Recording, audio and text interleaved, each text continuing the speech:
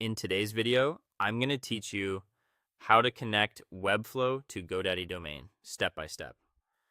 If you've built a site in Webflow and you're ready to make it live on your own domain, this walkthrough will take you from your Webflow settings to your GoDaddy search and back to connecting everything cleanly.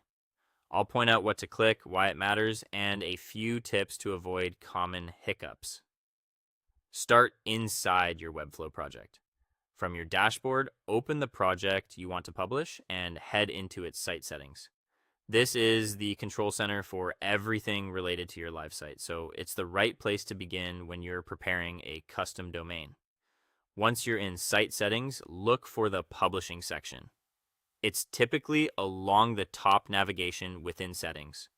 Click it to open the tools that handle where and how your site goes live. And to think of this as the launch pad. This is where you'll add your domain and handle the final publish later.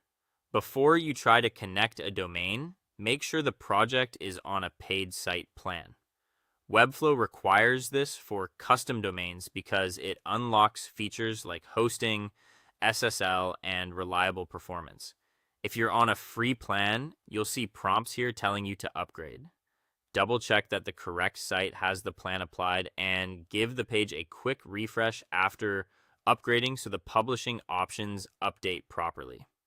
Next, go to GoDaddy and search for the domain name you want. Type in your desired name and review what's available across different extensions. Short, memorable names are easier for visitors to type and share. Avoid unnecessary hyphens or hard to spell words if you can. Once you've found a good fit, secure that domain in your GoDaddy account so it's ready to be connected. With your paid Webflow plan in place and your GoDaddy domain ready, return to the publishing section in your Webflow site settings to connect your new domain. Click the option to add or connect a custom domain, then enter the domain exactly as you want it to appear. Webflow will guide you through the connection flow on screen and confirm when the setup is recognized.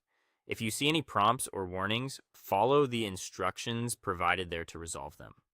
After that, set your preferred default domain in Webflow, then publish from the same area to push your site live. Keep in mind that changes can take time to show everywhere on the internet, so allow a little while for everything to settle. That's it.